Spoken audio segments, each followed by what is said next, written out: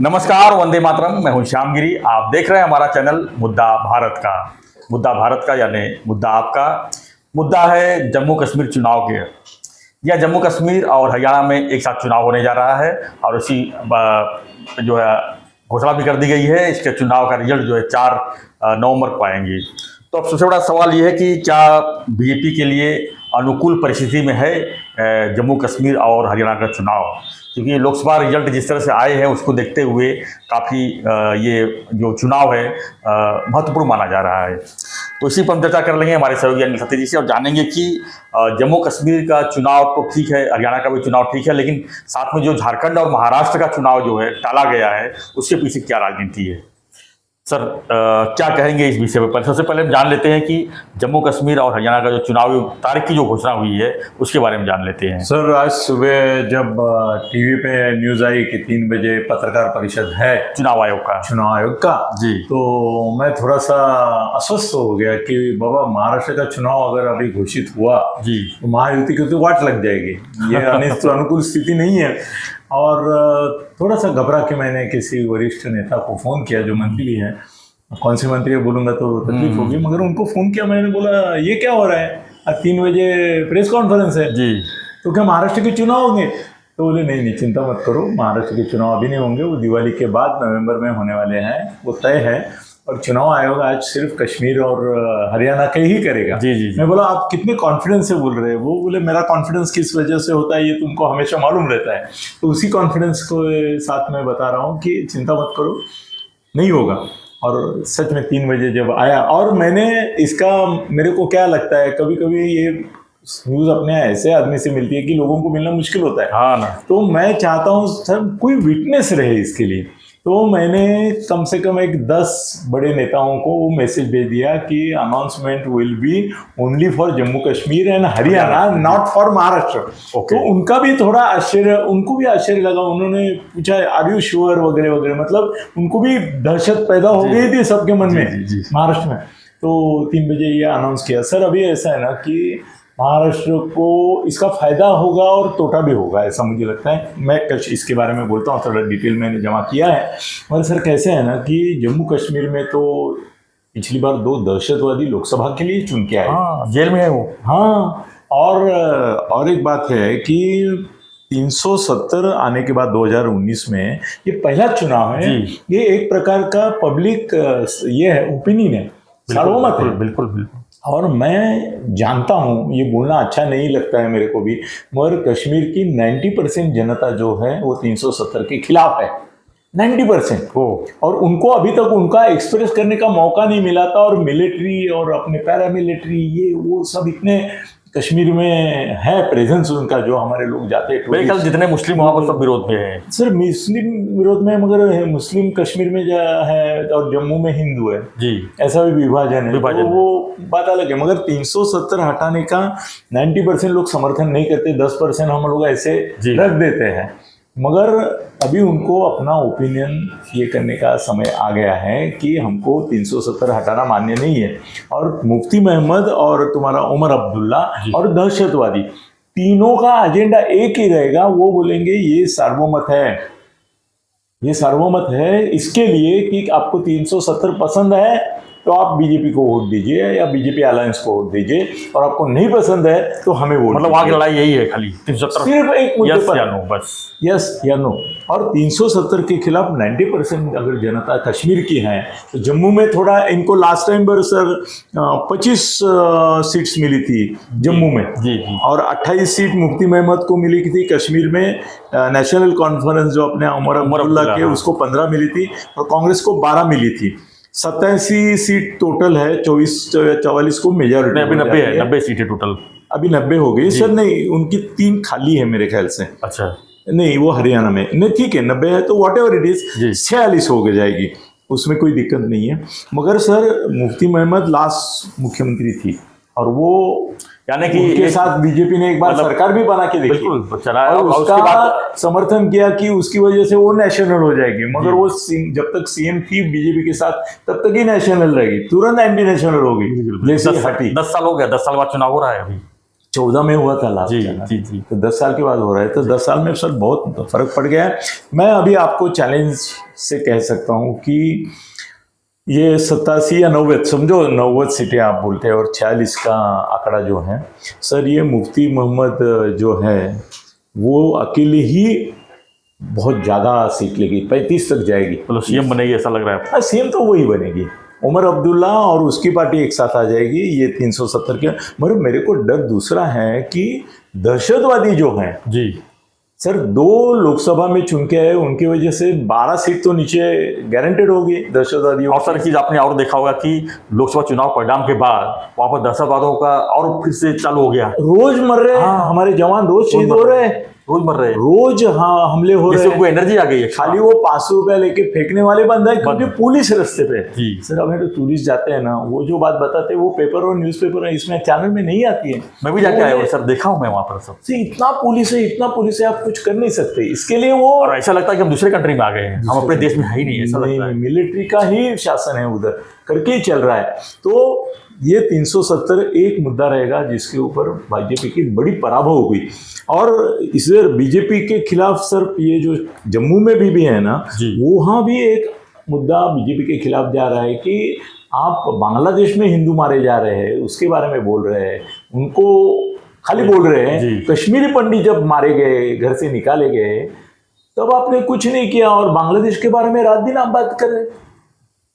हमारे पंडित मारे गए सर, बलात्कार हुए, कश्मीर फाइल्स है पूरा। मोदी जी को 10 साल का मौका था, काफी कुछ कर सकते थे, ब्राह्मणों को वहां पर नहीं, वहां उनका सेटलिंग भी नहीं हुआ।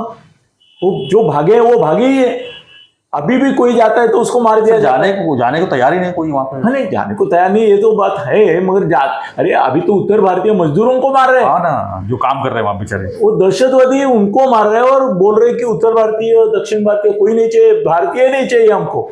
सर, जम्मू कश्मीर में भी, जम्मू जो है बीजेपी का अड्डा, वहां भी फ्रस्ट्रेशन है लोगों के मन में। ये तुम बांग्लादेश की बात करते हो भाई, कश्मीर तो भारत में है, वहां मारे गए, बलात्कार हुए, कश्मीर फाइल्स मोदी जी को देखनी चाहिए। बाकी छोड़ो, देखिए शायद उन्होंने उसका क्या परिणाम देखा, हमने कुछ नहीं देखा। तो ये फ्रस्ट्रेटेड है ना, ये 25 सीटें ना सर, आज बहुत मैं इससे बोल रहा हूँ, मगर मैं बोलता हूँ ये 15 तक नीचे जाएगी। वो भी होगी तो बहुत बड़ा, लोग गुस्से में हैं सर। जी जी जी। क्या आप बांग्लादेश की क्या बात कर रहे हैं हमको सर? और दहशतवादी है ना, उनकी मेरे अंदाज से, आज प्राइमरी अंदाज है, हम बोलते रहेंगे इसके ऊपर, मेरे को ऐसा लगता है कि कम से कम 15-20 सीटें तो दहशतवादियों की आई। उनमें से कुछ जेल में भी होंगे, कुछ बाहर होंगे। मगर सर, ये लोग असेंबली के बाहर आते तो भी हम डरते हैं, आप सर ये तो अंदर जाने वाले हैं। चुनाव के बाद क्या बदलाव देख सकते हैं वहां पे? सर, जम्मू कश्मीर में चुनाव में महबूबा मुफ्ती मुख्यमंत्री बनेगी या उमर अब्दुल्ला, दोनों में से एक बनेगा। मगर महबूबा मुफ्ती ज़्यादा लोकप्रिय है क्योंकि ज़्यादा एंटी नेशनल है, और 370 के खिलाफ उन्होंने सतत बोला है, कंटिन्यूस। अभी बीजेपी उमर अब्दुल्ला के साथ कोई टाका भिड़ती है क्या, वो देखना पड़ेगा, मगर नहीं, मुश्किल लगता है। उमर अब्दुल्ला सर एनडीए में मिनिस्टर रह चुके हैं वाजपेयी जी की सरकार में। वो उसका पीछे कल क्या हुआ, वो नीतीश कुमार और चंद्रबाबू नायडू, अभी हाँ वो बीजेपी के साथ मुख्यमंत्री थी ना।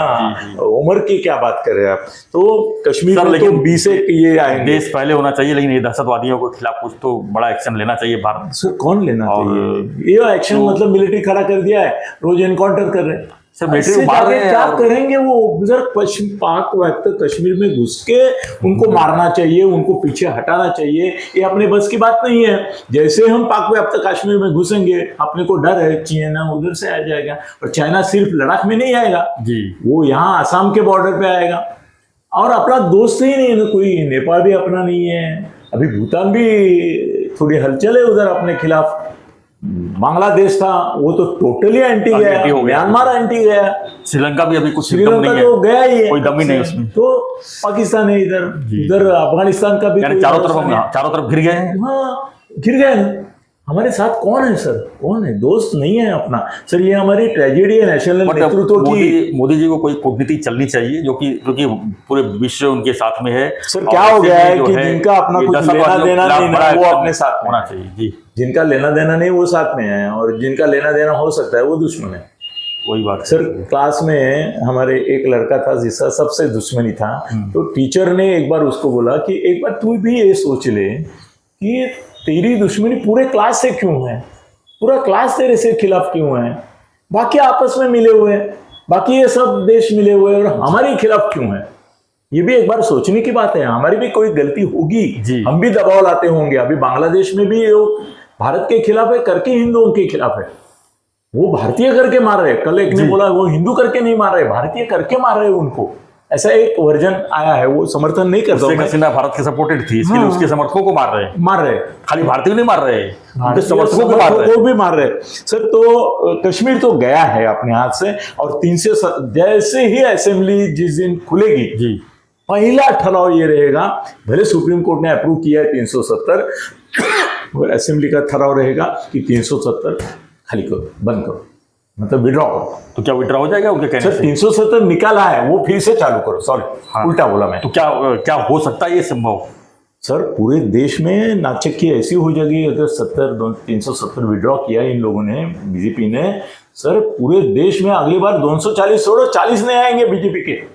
यही तो मुद्दे के ऊपर लड़ते रहते हैं जी। तो ये तो ऐसा हो गया। भाषण में कितना लंबा भाषण किया। मोदी भी आजकल बोर बहुत करते हैं बाबा, क्या करे समझ में नहीं आता, और ऐसी ऐसी बातें कहते गए जिसका कोई रिलेवेंस नहीं है। कल का बकवास था भाषण उनका, मैं बोर हो गया था, फिर भी मैं निष्ठा से सुना। 98 मिनट्स। क्या सर, इसका मतलब क्या है? तुमने देश की जो ऐसी चीजें कि जिसके बारे में तुमको जोर से बोलना था उसके बारे में बोले ही नहीं। वो हिंदुओं के अत्याचार पर नहीं उतने बोले, खाली एक पासिंग रिमार्क दिया। तुम्हें इतनी हिम्मत है, तुम 56 इंच छाती वाले हो, वो देश के लोगों को ही दिखा रहे हो क्या? विरोधियों को ही ईडी लगा के दिखा रहे हो? तुम्हारी सेना क्या कर रही है अभी? तुम्हारी सेना घुसनी चाहिए थी बांग्लादेश में प्रोटेक्शन के लिए, आपने ही स्वतंत्र किया हुआ देश है। तो वो छोड़ो सर, तो कश्मीर में तो 100% इसकी सरकार आएगी, और उसके ऊपर सर दहशतवादियों का पकड़ा रहेगा। दहशतवादी मुफ्ती मोहम्मद और उमर अब्दुल्ला को गाइड करेंगे, अंदर से 20 लोग लेके आएंगे। वो बोलेंगे ये नहीं चलेगा, और हंगामा कर देंगे 370 कर। लेकिन सर देश चुप नहीं बैठेगा, इसके खिलाफ कुछ ना कुछ कार्रवाई होगी। क्या कर रहा है देश? अभी बांग्लादेश में लाखों लोग मारे जा रहे हैं। मुख्यमंत्री बन गए, क्या किया? नहीं, मुख्यमंत्री बन गए, इससे मतलब कुछ भी थोड़ी करेंगे वहां पर। अरे बाबा, कुछ भी करेंगे। 370 फिर से लागू करो तो बोल सकते हैं, सर होगा नहीं हो सकता सर। क्यों नहीं? ठराव करने में क्या, हम तो कितने ठराव करते हैं। बेलगांव, निपाणी, कारवार, ये सब महाराष्ट्र में आना चाहिए। ये 17 बार हम ठराव कर चुके हैं। ये 370 जो है केंद्र सरकार का फैसला है, ये राज्य सरकार का। राज्य सरकार उसके ऊपर अपना ये मत दे सकता है, नहीं दे सकता। वो रिक्वेस्ट करेंगे, वो बदलेंगे नहीं, मगर वो रिक्वेस्ट करेंगे, वो बात अलग है वो सर। मगर उसका नेशनल नहीं इंटरनेशनल इफेक्ट होगा कि कश्मीर असेंबली का स्थापना होने के बाद पहला ठराव ये हुआ कि 370 फिर से लागू करो, और 370 अभी भी आज में है नॉर्थ ईस्ट में। ऐसा नहीं है कि नहीं, कश्मीर हटाना बहुत जरूरी था, जो हटा दिए। हटाना जरूरी था, मगर ये लोग है ना, ये दहशतवादियों की दहशत में रहेंगे, और ये पहला ठराव इनका रहेगा 370 फिर से लागू करो। चलो ये छोड़ देते हैं, सब वो करेंगे सर, देखते हम नहीं देखते नहीं, होगा 100% होगा। 4 तारीख के बाद देखेंगे, 4 नवंबर के बाद। पर तो चुनाव लड़ने वाले हैं, तो वो कैसे नहीं करेंगे। तो ये सत्यानाश हो गया इधर का। सर अब ये हरियाणा में ऐसा है कि 90 सीटें हैं और 46 का बहुमत है। अभी एनडीए के पास 43 सीटें हैं, उसमें से 41 बीजेपी की हैं जी, और HLP करके एक पार्टी है, ILD करके एक पार्टी है, उनका एक है, और इंडिया आघाड़ी के पास 32 सीटें हैं, उनमें से 29 कांग्रेस की है, 3 IND करके और एक पक्ष है, इंडिपेंडेंट होगा नहीं, इंडिपेंडेंट 12 है अपक्ष। फिर JJP जो है उसके 10 है, INLD करके उसका एक है, और फिर एक शायद और कोई है। तो सर और 3 वैकेंट है उनके। तो इधर क्या है, अभी CM है नायब सिंह सैनी, बीजेपी के हैं वो। सर अभी ऐसा है कि पंजाब की छाया में हरियाणा रहता है हमेशा, मेरे से ज़्यादा आप जानते हैं, और पंजाब में अभी आपकी सरकार है।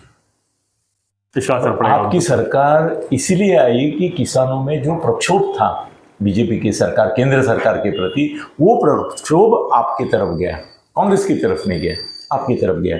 इधर आप भी होगी अभी हरियाणा में, कुछ हद तक आपके होगी। सीख हाँ, आएंगे, क्योंकि हाँ। पंजाब का मुख्यमंत्री ये वो सब इधर करेंगे कुछ ना कुछ कालाकांडी।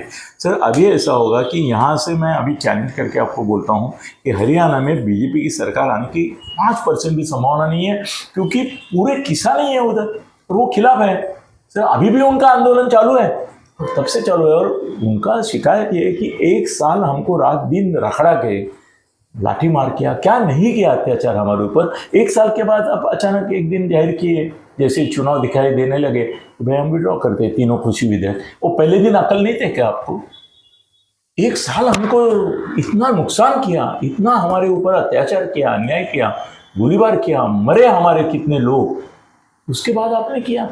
और हरियाणा और पंजाब किसानों का ही वो आंदोलन था, उसका इफेक्ट तो रहेगा। अभी 3 विड्रॉ किए। अभी सर लेकिन लोकसभा का रिजल्ट हम देखेंगे अगर, तो हरियाणा में 4 सीट है मेरे ख्याल से लोकसभा के, याद है। तो उसमें बीजेपी का अच्छा स्कोर मिला था। सर लोकसभा में और विधानसभा में फर्क आएगा, फर्क है, लेकिन आएगा पक्का आएगा। और यहाँ पे ना ये बीजेपी अभी 41 है ना, वो 20 तक नीचे जाएगी। सरकार तो इसकी आएगी मेरे ख्याल से, तुम्हारे कांग्रेस की, वहाँ पे भी वहाँ आप नहीं चलेगी आप कांग्रेस का मिलेगा नहीं। अभी आपके ऊपर हमारा इतना ही भरोसा है कि वो कांग्रेस की कितनी, पिछले चुनाव में अगर 43 एनडीए था और 41, हाँ इंडिया 43 तो 43 और इंडिया गठबंधन 32 थी, 41 था। ऊपर नीचे हो सकता है। नहीं सर, कैसे ना माहौल बिगड़ा है हरियाणा में, किसानों का माहौल है वो गलत। सबसे बड़ी माहौल खराब हुआ है महंगाई की वजह से, जो जीएसटी महंगाई की वजह से नहीं हुआ है। फिर महंगाई का फायदा हमेशा किसान को होता है। महंगाई बढ़ती है ना तो कस्टमर शहरी या ये रहता है, उसको दिक्कत होती है। उसको सर कांदा 10 रुपये किलो हो गया तो हम खुश हो जाते हैं, मगर वो शेतकरी नाराज होता है, उसको 100 रुपया भाव चाहिए। तो महंगाई बढ़ेगी उतना किसान खुश होगा, ये आप क्यों नहीं सोचते? आप हमेशा महंगाई बोलते हैं। नहीं, किसान तो खुश होगा, महंगाई बढ़ेगी तो। खाली प्याज और टमाटर की बात करके महंगाई नहीं कर सकते सर, बाकी चीजें गन्ने की भी है ना, गन्ने की बाकी चीजें भी तो है। कम अगर गन्ना हुआ तो भाव बढ़ेंगे। जो रोजमर्रा की जरूरी चीजें हैं सर, सबके बारे में ऐसा ही है कि महंगाई इतना इशू बड़ा नहीं है, लोगों के भी अलग अलग तरह। सर 80 करोड़ लोगों को तो हम मुफ्त में राशन दे रहे हैं देश में, ये आलसी लोगों का देश बना रहे हैं। घर में बैठो, खाओ पियो, मजा करो, 1500 रुपए घर में 2-3 लीजिए तो 5000 वैसा ही आ रहा है आपके पास। और अलग अलग योजना है, उसमें पंप का भी बिल मिलना नहीं आपको, किसका नहीं भरना है। कितने उनको कृषि को लिए भी ये दे रहे हैं, मतलब सभी चीजों के लिए उनको संडास बना के दे रहे हैं, विद्युत फुकट है। तो आप 140 करोड़ में से 80-100 करोड़ लोगों को आलसी बना रहे हैं। काम सर, गांव में काम करने के लिए लोग नहीं मिलते, अभी नहीं मिल रहे ना, कामगार ही नहीं मिलते सर। सब राजनीति कर रहे हैं। नहीं सर, मैं अमेरिका में गया था तो वहां पे ऐसी व्यवस्था है कि आप बेरोजगार अगर है तो आपको $200 मिलता है जी सर। वहां पे कुछ ऐसे, उनका नाम या कलर के बारे में मैं नहीं बोलूंगा क्योंकि वो वर्ण द्वेष होता है, मगर उनके यहाँ ऐसा होता है 8-8, 10-10 बच्चे पैदा करके रखते हैं, 10 वर्ष में 10 बच्चे, और हर एक का $200 मिल जाता है उनको। उनका मिलता है सर, बंगले में रहते हैं और गाड़ी में घूमते हैं और काम नहीं करते। ऐसी जमात पैदा किए उधर। तो सर ये भारत में भी हम कर रहे हैं। हम लोग एक तरफ बोल रहे भारत का ये होगा, जीडीपी ऐसा होगा वैसा होगा, और हम फुकट जो ये लोग हैं उनको ये दे रहे हैं सर, बिना कुछ पूछे ये करें। अभी तो सर क्या बोले, अभी हम भी ऐसे उसी तरीके से जा रहे हैं। हम भी बिजली, जैसे अजीत दादा पवार कल बोले कोई कृषि पंप का पैसा मत भरो, बाकी है तो वो बाकी रखो। मतलब सरकार तो वो छोड़ो, चलो यहाँ पे हम देखते हैं कि हरियाणा में भी सरकार आने की समस्या। अभी इसके बारे में हमको ये महाराष्ट्र के बारे में सोचना चाहिए कि जानबूझकर चुनाव आयोग ने पक्षपात करके हुए मोदी शाह के दबाव में ये चुनाव भी लिया नहीं। उन्होंने बताया कि जम्मू कश्मीर का जो चुनाव है बहुत इंपॉर्टेंट है और आप सुरक्षा उनको सुप्रीम कोर्ट का आदेश है। नहीं, सुरक्षा ज्यादा देनी है। नहीं सर, नहीं, सुरक्षा का कोई संबंध नहीं। आज भी सुरक्षा वहां है, सुप्रीम कोर्ट का आदेश है कि सितंबर कुछ 15 तारीख के पहले वहां पे विधानसभा आनी चाहिए। वो अगर ये बाद में रखते तो नहीं आती थी।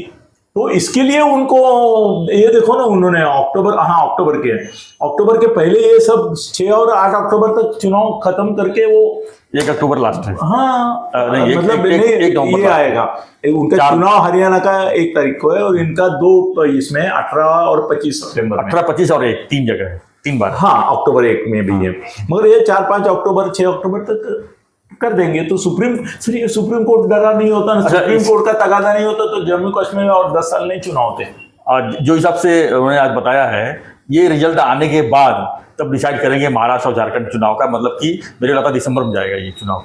नहीं, अपना भी सर 25 नवंबर लास्ट डेट है सर। नवंबर में ऐसे थोड़ी नहीं बोल सकते कल चुनाव नहीं, कल चुनाव है। नवंबर के पहले अपनी असेंबली अस्तित्व में आनी चाहिए कानून से, नहीं तो हम बेकानून हो जाएंगे ना।